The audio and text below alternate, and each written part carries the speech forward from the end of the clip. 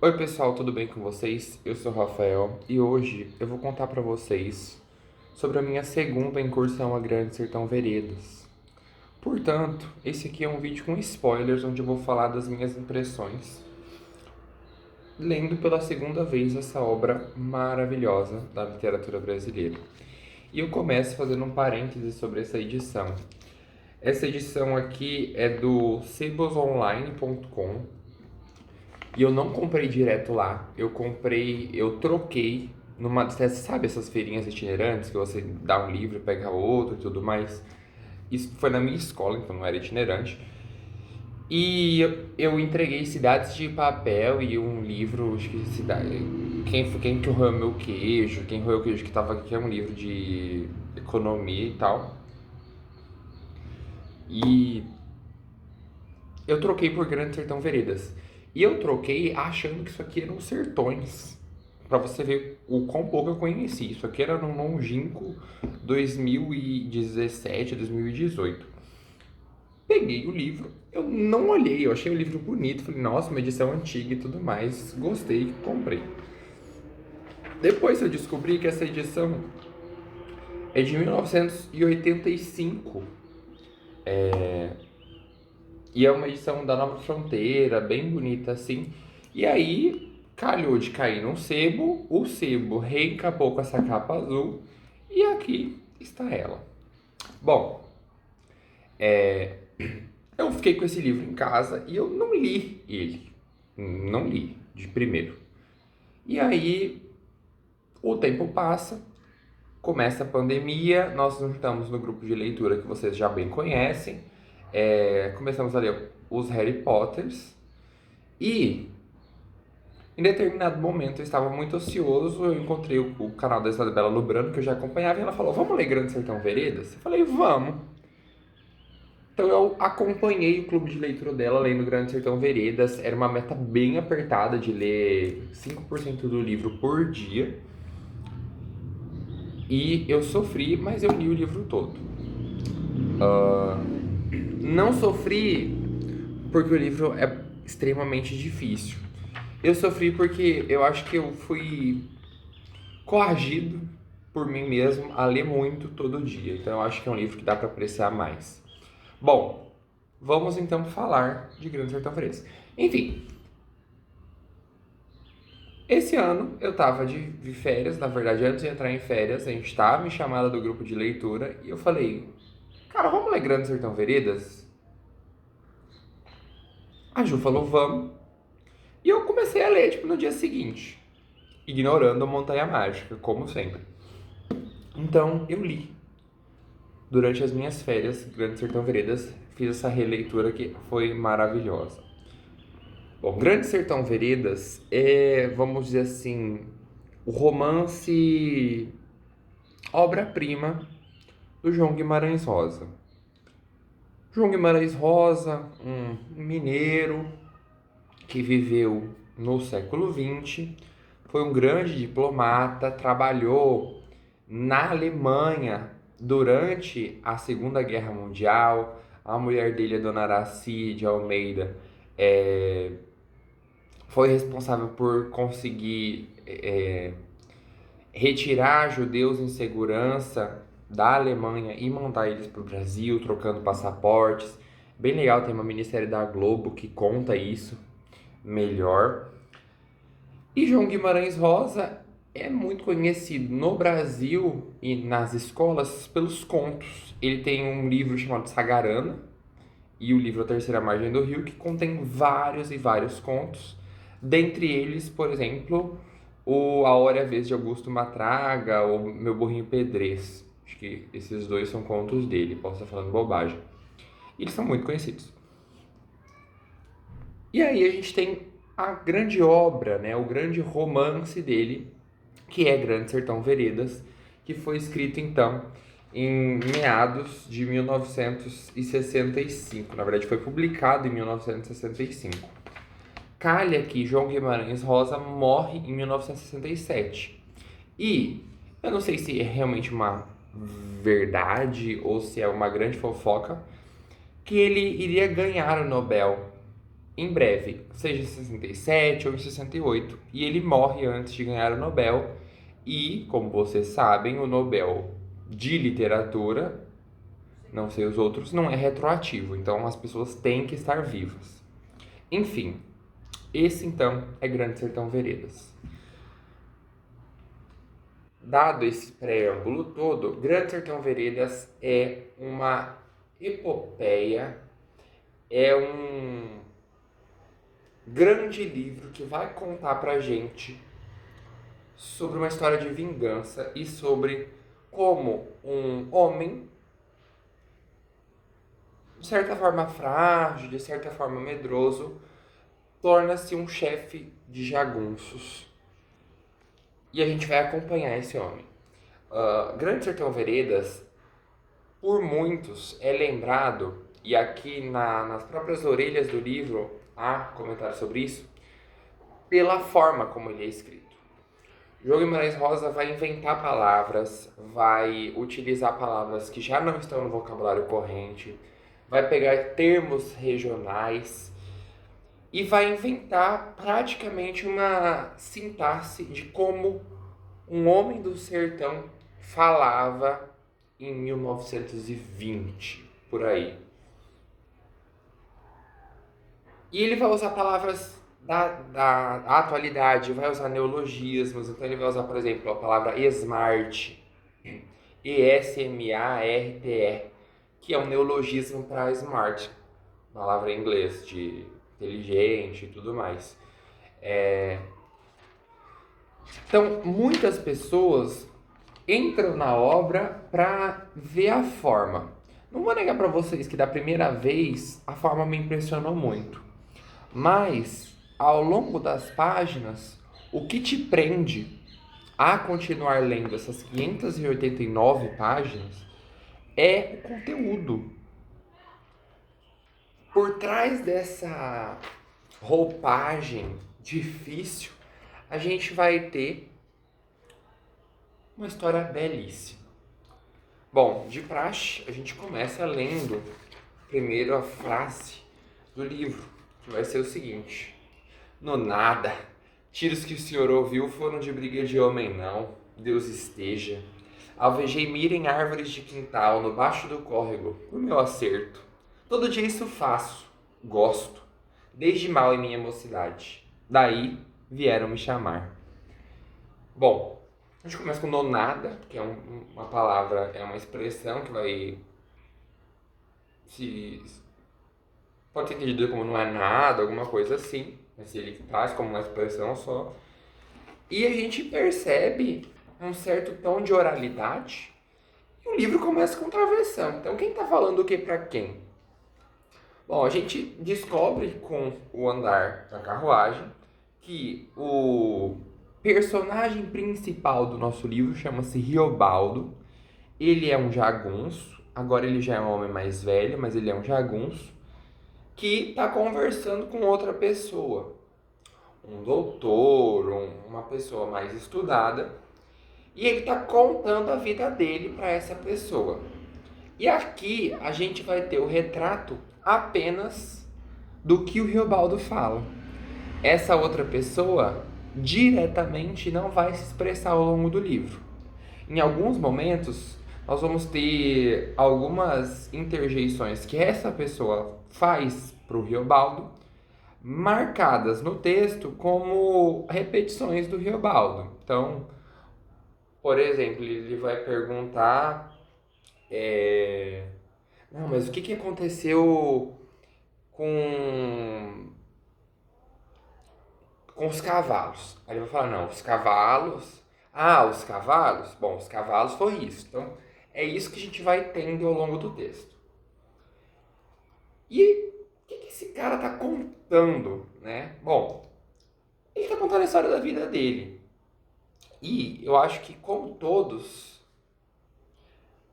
quando você vai contar a história da sua vida para alguém, você não segue uma ordem linear.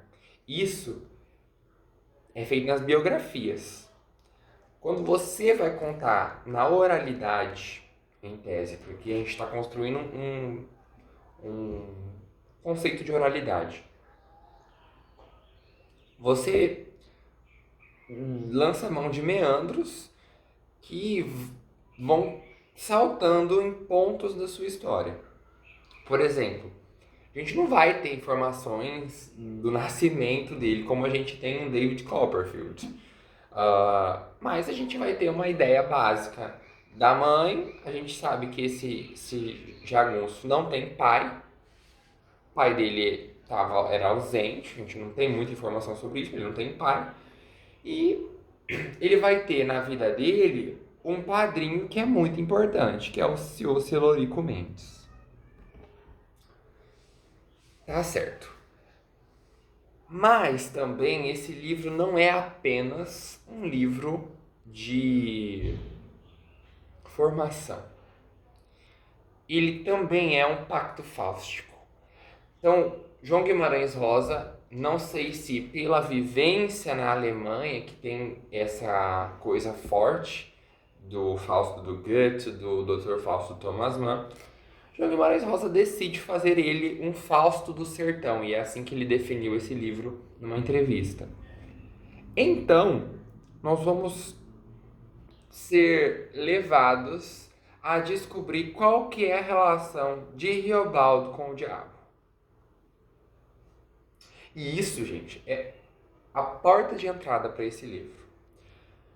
Bom, a gente vai começar com o Riobaldo conversando com esse cara para entender qual que é a dele. E ele vai falando um pouco da vida dele sobre fatos passados que aconteceram. Então ele vai citar sobre o padrinho dele. Riobaldo é um fazendeiro de terras, ele tem posses. Ele já é mais velho, ele é rico, mas ele foi um jagunço na juventude.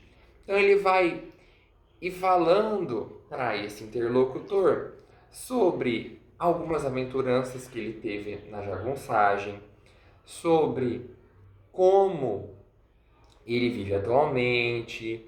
Ele fala muito sobre o amor da vida dele, que é a Otacília, e ele vai falar muito sobre um amigo que ele teve que se chama Diadorim. E a gente não sabe muito bem quem é Diadorim, não sabe nada sobre o Diadorim ainda, mas a gente vai sendo apresentado. E a gente também vai sendo apresentado Estou falando nesse contexto. Há uma figura muito presente no imaginário coletivo de todas essas pessoas, que era o diabo. Sobre como o diabo está em todos os lugares, sobre como o diabo está principalmente nas ações dos homens. E aí nós vamos ter pérolas como aspas, criatura gente é não e questão. Então a gente vai tendo esses paralelos entre o diabo e as feituras dos homens. Em determinado momento, o Riobaldo vai começar. Ele percebeu que o interlocutor dele é confiável e que o interlocutor dele está gostando de escutar essa narrativa. E ele vai decidir contar isso em uma ordem um pouquinho mais cronológica. Pausa aqui. Antes de iniciar isso, ele vai contar pra gente que ele tinha um chefe que chamava Medeiro Vaz. E Medeiro Vaz decide que eles irão atravessar um grande descampado ali na região dos Gerais. Lembrando, Grande Sertão Veredas, né? O Grande Sertão a gente entende como sertão mesmo. Aqui não é necessariamente o interior do interior nordestino. Nós estamos falando da região dos Gerais, que vai compreender a parte noroeste de Minas, norte de Minas, um pouquinho da parte oeste do Goiás, incluindo ali as proximidades do Rio Paracatu, e a parte do sudoeste de Minas. A gente está falando daquela região central do Brasil, que é mais árida, porque está bem distante do mar, está distante, de qualquer forma, do Rio São Francisco também. E a gente sabe, pela geografia que a gente estuda na escola, que o relevo brasileiro faz com que essa região seja mais seca. Então ele vai contar pra gente em determinado momento que eles estavam com um chefe, esse chefe morre sem a gente. Ele morre por traição. Então, vamos lá. Riobaldo e a sua turma têm um chefe chamado Joca Ramiro, e esse é um chefe de centenas de jagunços. Em determinado momento, o Joca Ramiro morre, ele é assassinado por alguns jagunços e todos os outros declaram guerra contra esses dois jagunços que orquestraram a morte de Joca Ramiro. Calha que o tempo passa e a gente está com o Medeiro Vaz, que era um subchefe do Joca Ramiro, e esse Medeiro Vaz decide que uma estratégia interessante para ir atrás desses traidores, desses Judas, é atravessar esse descampado que se chama Liso do Sussuarão. E isso é lá pela página 70 já. E a gente já é apresentado a esse lugar árido, esmo, que não tem água, que não tem planta para os cavalos, que não tem casas, não tem nada, não tem comida. E eles vão até determinado ponto, não dá muito certo, a gente tem uma cena terrível, que é eles comendo um macaco, e aí do nada aparece uma mulher falando que aquilo não era macaco coisa nenhuma, aquilo era o irmão dela. E a gente fica com o estômago extremamente embrulhado, os jagunços passam mal, vomitam, e que comeram gente, e a história segue.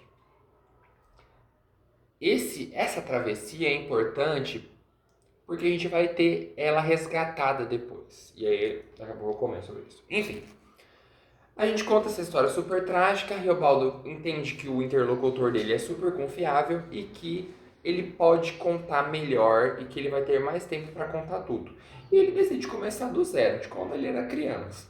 Ele vai falar da mãe dele, desse padrinho.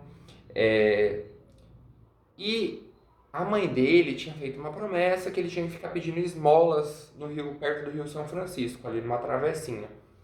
E ele ia lá todo dia pedir esmolas. Em certo dia, ele foi e ele se deparou com um menino bonito, de olhos verdes, tez lisa, bonita, elegante. E esse menino chamou ele para dar uma volta de canoa. Então, eles entraram numa canoa com um canoeiro e esse cara tocou a canoa rio acima e eles entraram no São Francisco.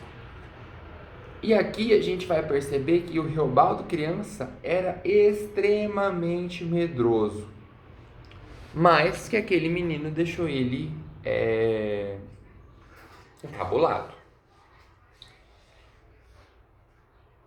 Eles param na outra margem do Rio São Francisco, praticamente na terceira margem do rio,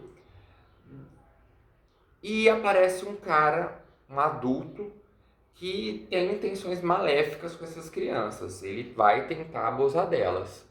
Esse menino simplesmente enfia uma faca nesse homem que apareceu, nesse mau caráter, e o cara vai embora. E aí o Riobaldo fica desesperado com aquela situação toda e fala que quer ir embora dali.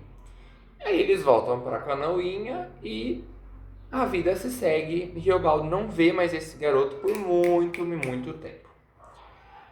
Riobaldo tá ali com a mãe dele e tal, a mãe dele morre, ele vai morar com o padrinho. Riobaldo é um menino que é muito esperto, gosta de falar e tem uma certa desenvoltura. E o padrinho manda ele estudar. Então ele manda o Riobaldo ali no final do que seria a adolescência hoje, com uns 16 anos, para casa de um professor. E ele fica estudando com esse professor. Em determinado dia, esse professor fala assim: Riobaldo, é o seguinte, eu tenho um trabalho, só que eu não posso fazer esse trabalho. E eu quero que você vá. E aí ele engana meio que o Riobaldo, porque ele fala que o trabalho é ensinar duas crianças de um fazendeiro muito rico. E ele vai. Quando ele chega lá, não é fazendeiro coisa nenhuma, é um jagunço, um chefe da jagunçagem, que vai ser o... Já esqueci o nome do homem. Joca Ramiro, Medeiro Vaz e o senhor Zé Bebelo. Zé Bebelo, então, é um jagunço já velho, que já tem sua jagunçagem, já tem um certo poder, mas ele quer ler, quer escrever. Riobaldo ensina tudo que ele sabe para esse homem. Esse homem está extremamente empenhado. Em poucos dias, esse homem já sabe tudo que o Riobaldo sabe e mais um pouco. E esse homem fala assim: Riobaldo, é o seguinte, ele chama de professor. Professor, eu quero que você continue comigo como secretário, porque eu quis aprender essas coisas para saber. Eu não quero trabalhar com isso. Eu não quero, por exemplo, lidar com a contabilidade da jagunçagem. Mas eu quero saber. Então eu pago o senhor para o senhor trabalhar comigo, mas o senhor não vai ser jagunço. O senhor vai trabalhar aqui como uma pessoa intelectual. Quando o senhor quiser ir embora, você vai. E aí, Riobaldo fica, vai conversando com a jagunçagem, vai se interessando bastante por esse lado. Isso acontece principalmente, né, essa virada de chave do Riobaldo, principalmente porque em determinado momento ele percebe que o padrinho dele, na verdade, é o pai dele. Isso acontecia muito. Eu acho que se você conversar com uma pessoa de uns 70 anos, você inclusive sabe disso, né? As pessoas te contam que tinha muito disso. Uma mulher engravidava solteira, ela tinha o filho, e aí o padrinho na verdade era o pai. E tá tudo bem. E isso acontecia nos engenhos, em tudo mais. Então, aconteceu que ele descobre, ele percebe que na verdade esse padrinho era pai dele, ele fica incomodado com a situação e ele vai embora.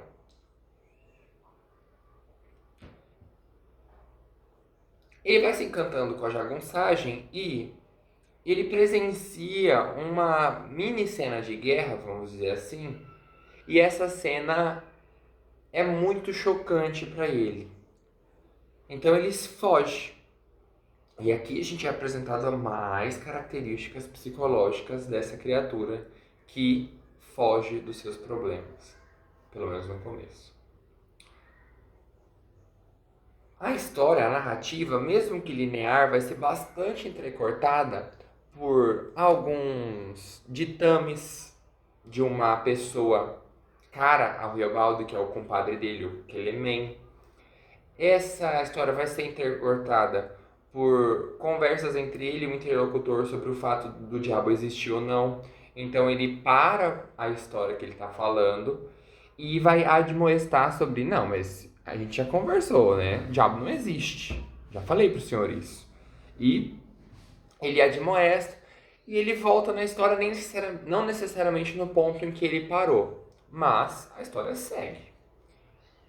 Bom, a gente vai descobrir ao longo desse balaio todo que o Medeiro Vaz também vai morrer, eles vão ficar sem chefe no momento, vai acontecendo muita coisa e em determinado momento quem vira chefe de fato é o Riobaldo.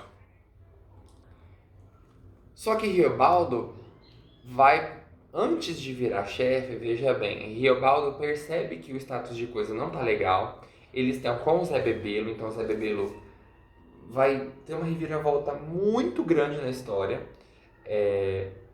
E inclusive eu vou contar sobre isso. Bom, a gente vai ser apresentado ali no meio do livro a um julgamento que aconteceu. Então, a primeira grande guerra que o Riobaldo lutou, ele estava no grupo do Joca Ramiro. E eles estavam lutando contra as forças do exército. Isso acontecia muito. A gente está falando aqui da época da Primeira República. É um livro publicado em 65, mas é um livro que tem os personagens mais ou menos entre 1910 e 1920, até 1930. né? Os personagens estão adultos mais ou menos nessa época. Então, é a República do Café com Leite, já. Então, as forças do governo estão tentando lutar contra esses poderes extra-institucionais e eles escolhem uma pessoa que é daquele meio para lutar com isso, que vai ser o Joca Ramiro, que vai ser o Zé Bebelo. Então, o Zé Bebelo vai ser a frente de oposição ao Joca Ramiro. Eles vão tramar uma guerra muito violenta que vai matar muita gente dos dois lados. E em determinado momento, isso o Riobaldo já conhecia o Zé Bebelo, o Riobaldo vai capturar esse Zé Bebelo vivo e vai deixar para o chefe decidir o que vai ser feito com ele. E aí acontece um julgamento. E esse julgamento é importante para a gente entender qual que é a ética desses personagens. E a ética é basicamente o seguinte: existem duas leis que são máximas na jagunçagem, que é você não pode roubar, e basicamente a principal lei é essa: você não pode roubar nem comida, nem, vamos dizer assim, esposa dos seus companheiros, mas ninguém ali tem esposa. E em se tratando de guerra, tudo é permitido, porque a vontade deles é guerrear.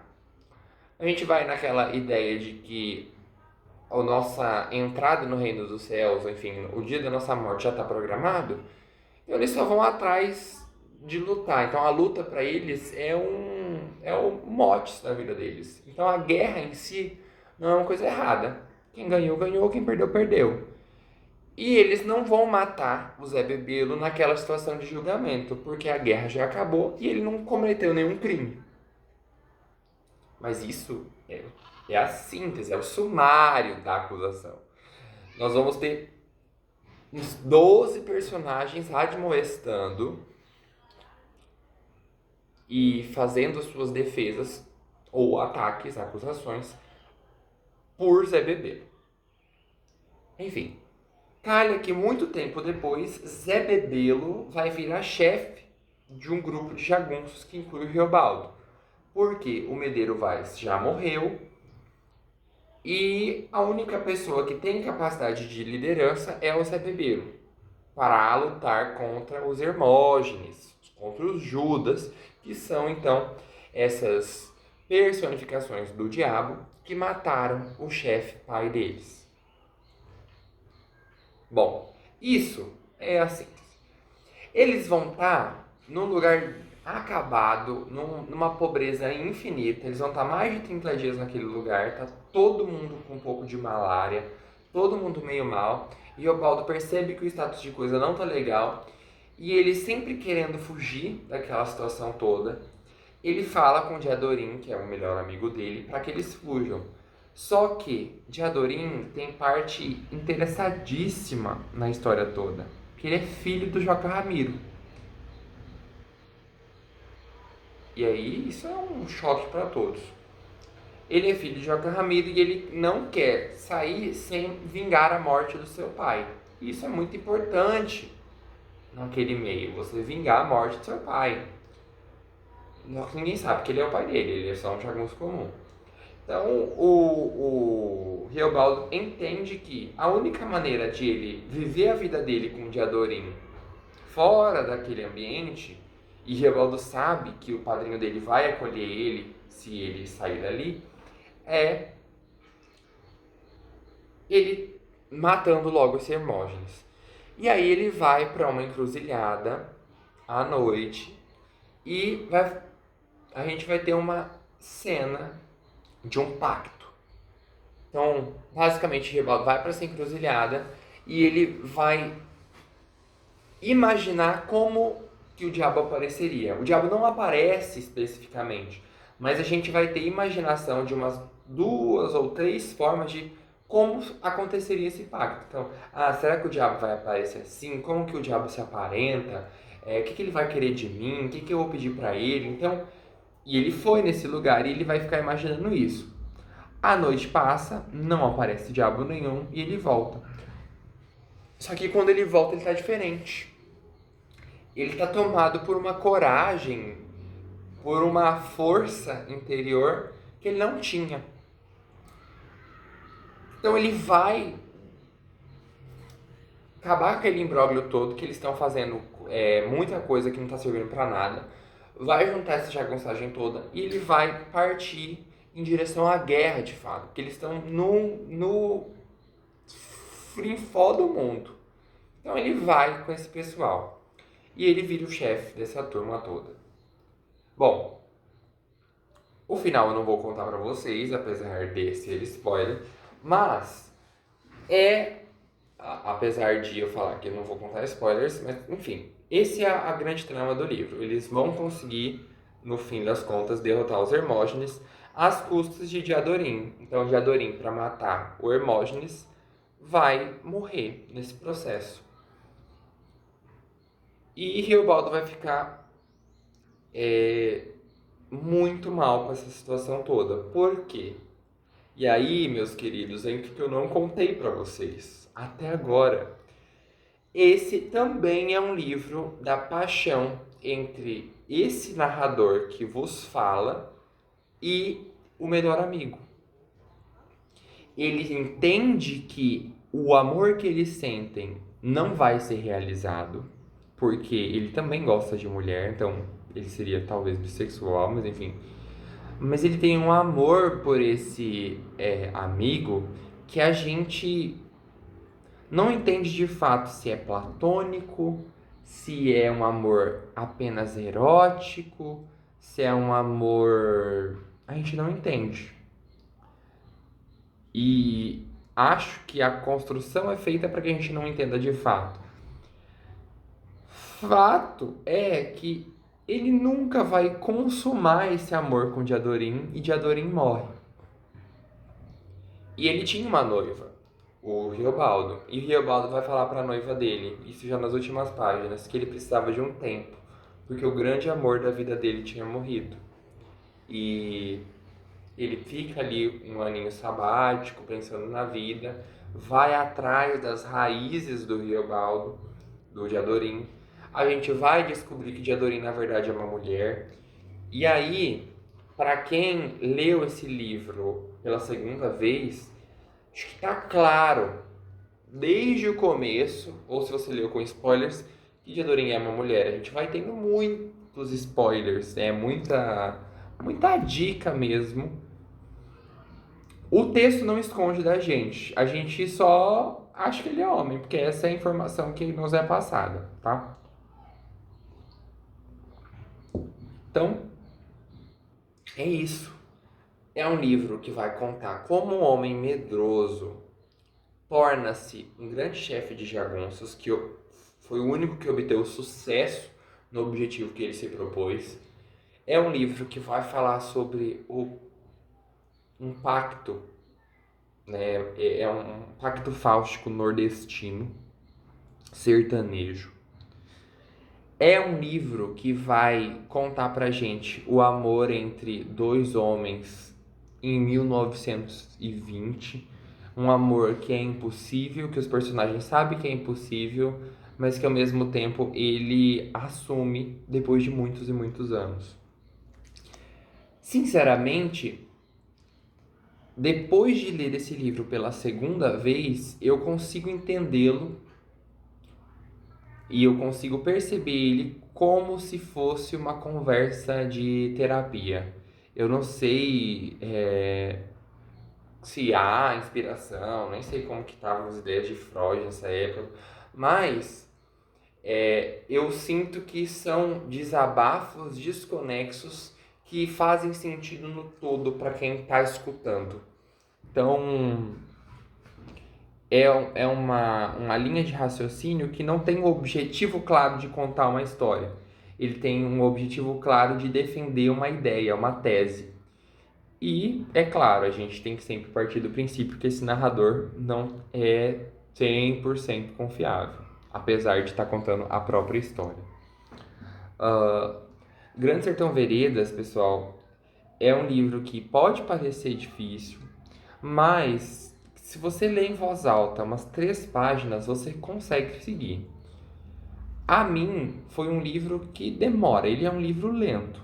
Se você compara 500 e, sei lá, 60 páginas, você conseguiria ler, por exemplo, 3 livros nesse mesmo período de tempo.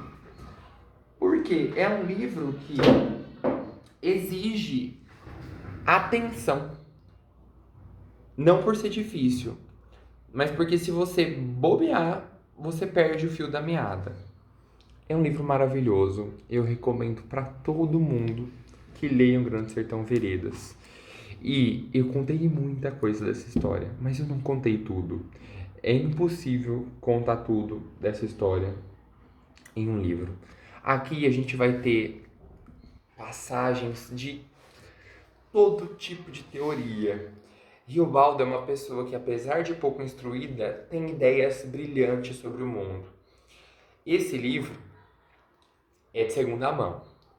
E, pelo que eu percebi, pelo menos umas 2 pessoas leram ele antes de mim. E eu já li ele uma vez. E tanto eu na primeira leitura, como as outras pessoas escreveram nele. Então eu consegui aproveitar ideias que outras pessoas tiveram acerca de algumas passagens.